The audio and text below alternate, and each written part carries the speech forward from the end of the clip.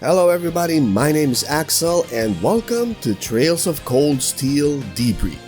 So this is a video wherein I share my thoughts about what I like about the game Trails of Cold Steel.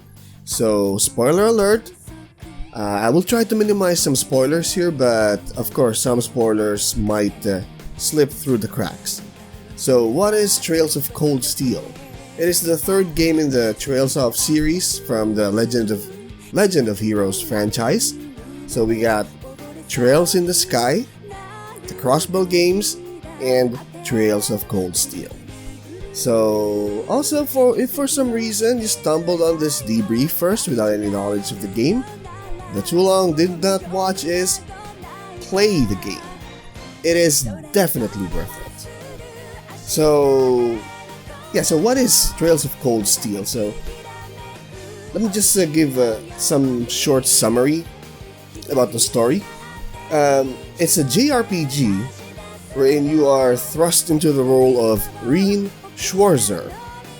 So Reen is the main character of this game, and Reen and the rest of his classmates form Class 7.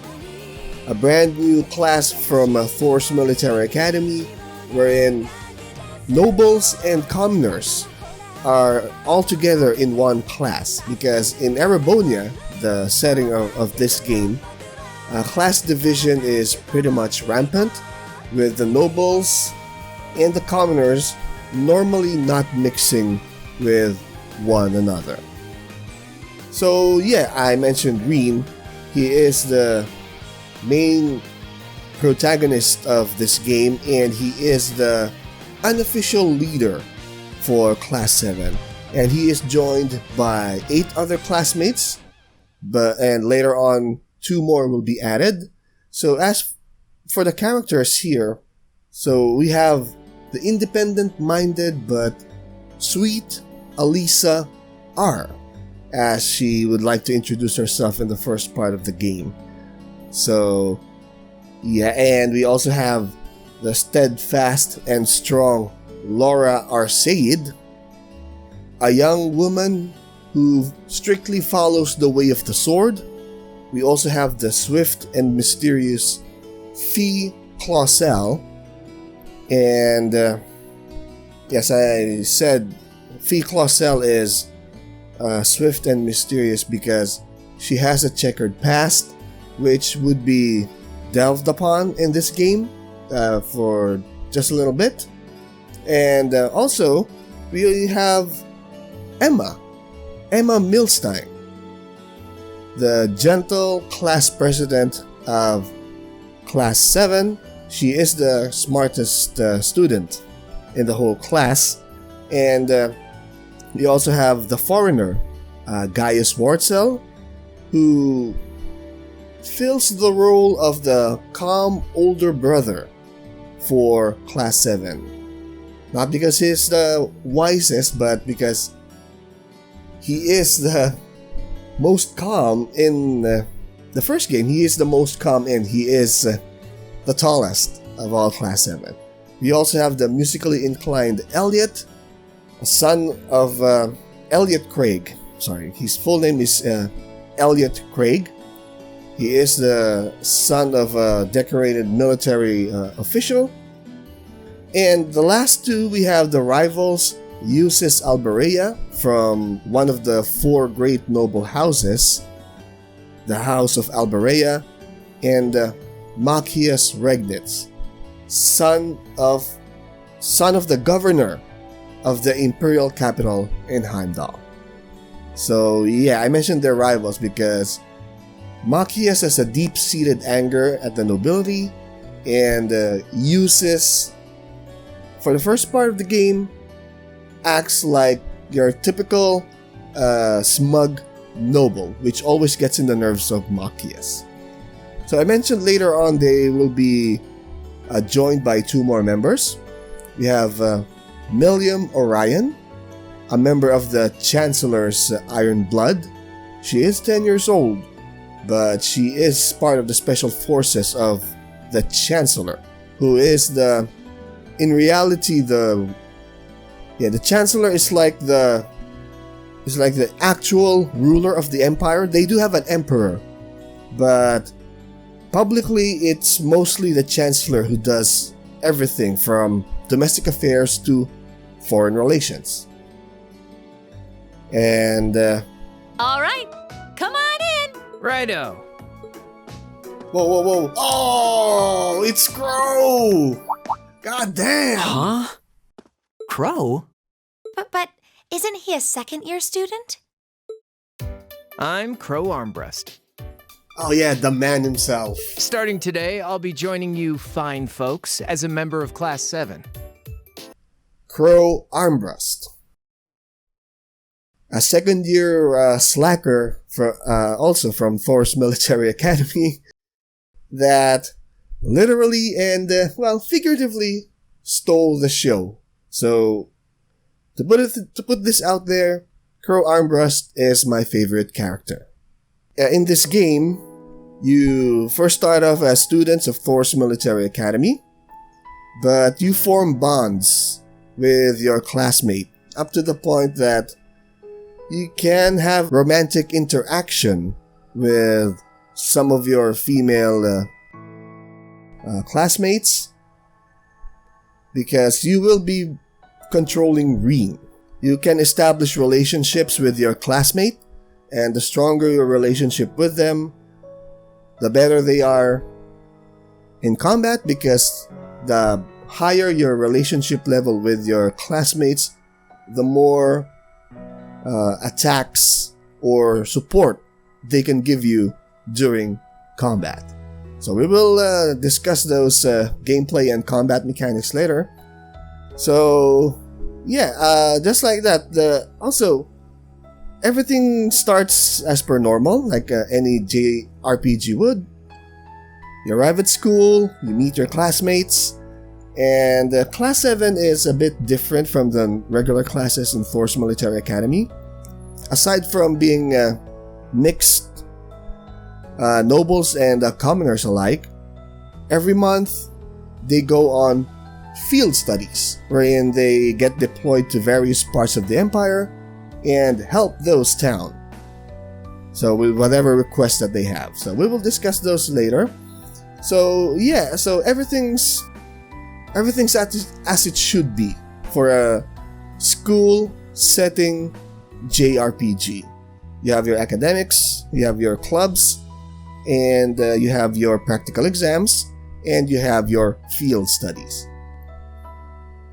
Okay, so that's the short summary about the story and the characters of this game. So yeah, about the gameplay, I mentioned the field study here because every month, like I mentioned, you are being deployed to various parts of the empire, and you are always divided into two groups, so you don't always get to be with the same classmates for your field study.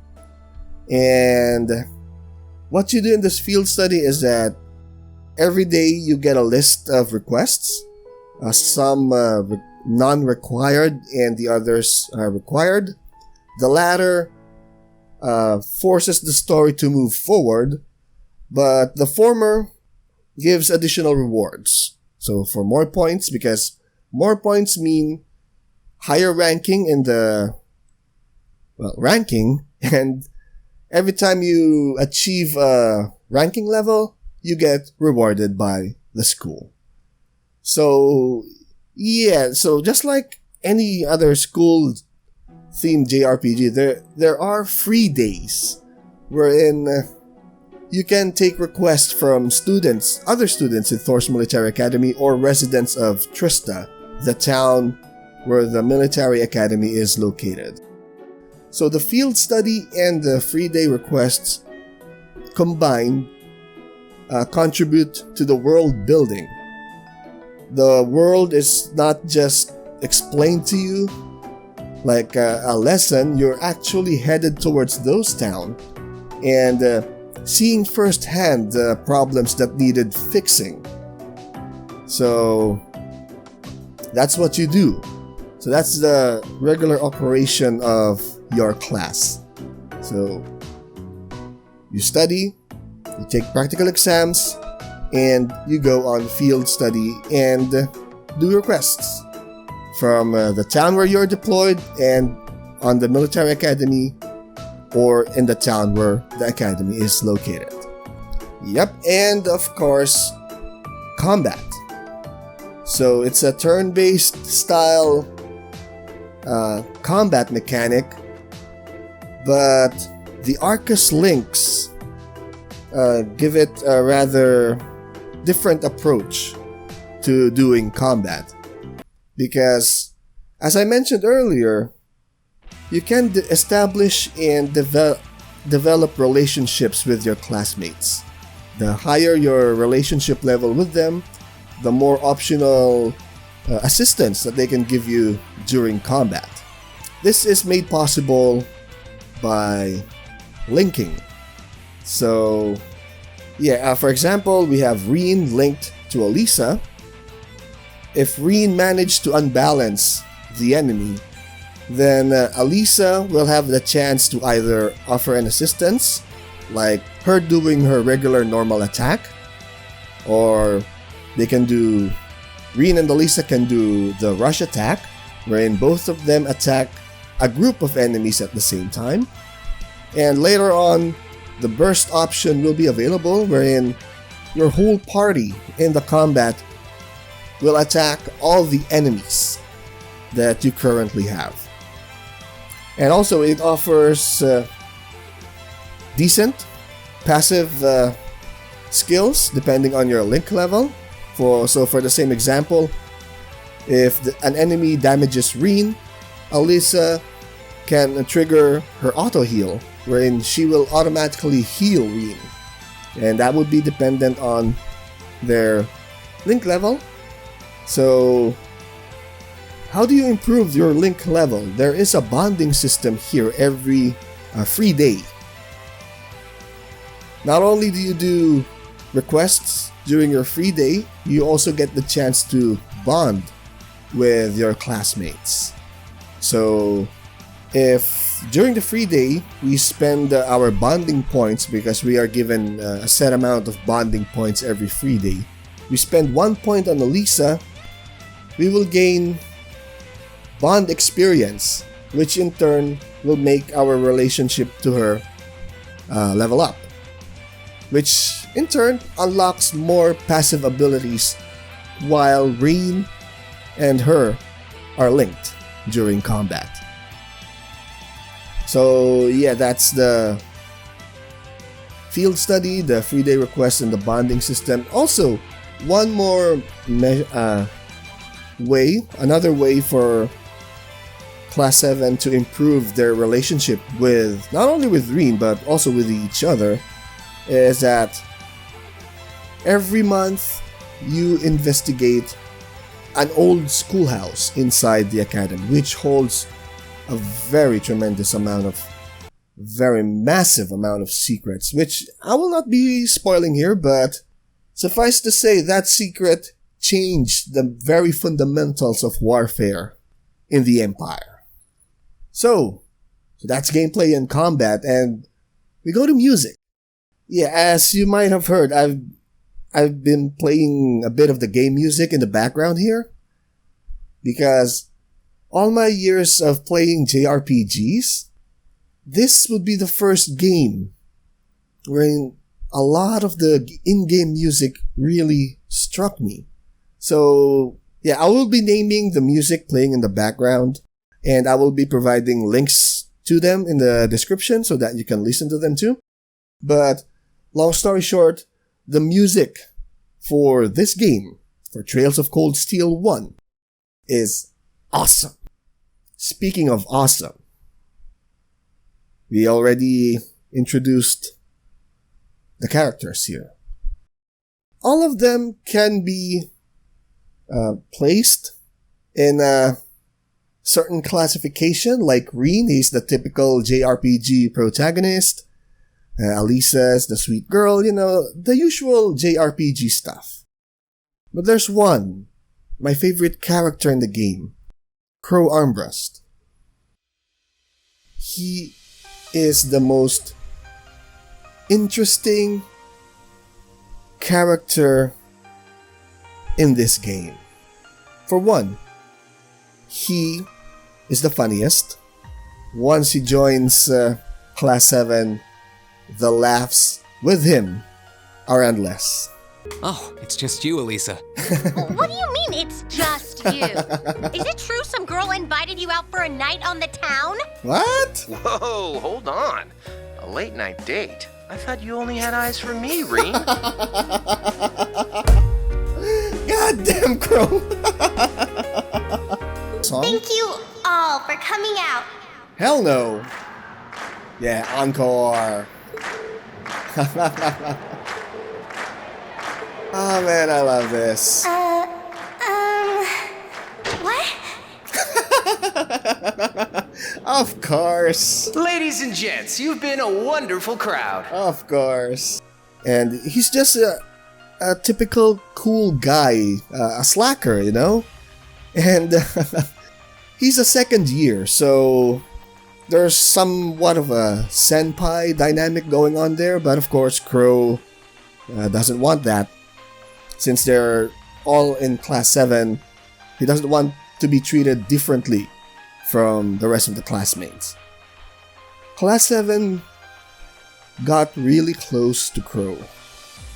But of course, yes, this is a major spoiler. So, near the end of the game, a big revelation will shatter your perception of everything. I already mentioned the changes in the fundamentals of war, and also the rise of mysticism in the conduct of the affairs of the Empire, and of course, a massive change within Class 7 itself. Because Crow is revealed to be the big bad.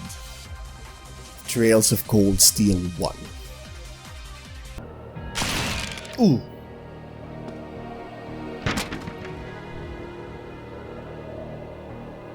Oh, damn.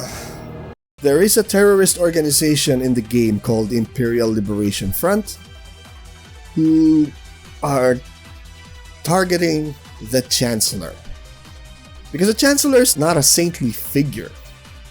He made rough decisions which detrimentally affected a lot of people. And those people affected by the Chancellor's harsh actions flocked to the banner of the Imperial Liberation Front. And the ILF is headed by Crow. So, the game ends in a massive cliffhanger. So if you buy and play this game, be prepared to buy the second game, because this is the most massive cliffhanger I have ever seen, intentionally made by the developers in order to prepare you for the second game. So in conclusion here, buy this game. It is worth it. It is a masterpiece. Sure, it might be better to play the previous games first, like the Trails in the Sky and the Crossbell games, but like what I experienced, I never played those games, but it did not detract from my enjoyment of Cold Steel. Sure, I may have missed some detail here and there, but the enjoyment that I have more than made up for it. So, yeah, I cannot stress this enough. This game is definitely worth it. But, of course, since we're talking about the PC version, this game usually goes on sale. Whenever there's a major sales event in Steam, this game usually goes on sale too. So, yeah. So if for some reason you are viewing this video, I already scattered a bunch of spoiler warnings here, and you haven't played the game, yes, this is the end of the debrief, but stop watching now. And if you're capable of buying it and playing it yourselves, do so. You will not be disappointed. Okay, so that is my long overdue debrief for Trails of Cold Steel 1. If you enjoyed this, hit that like button, and if you wish to be updated on my uploads, hit subscribe and the notification bell. You can also follow me on social media. Links will be in the description down below. So thank you so much for watching, and I really hope I did this game justice, and I will see you all next time.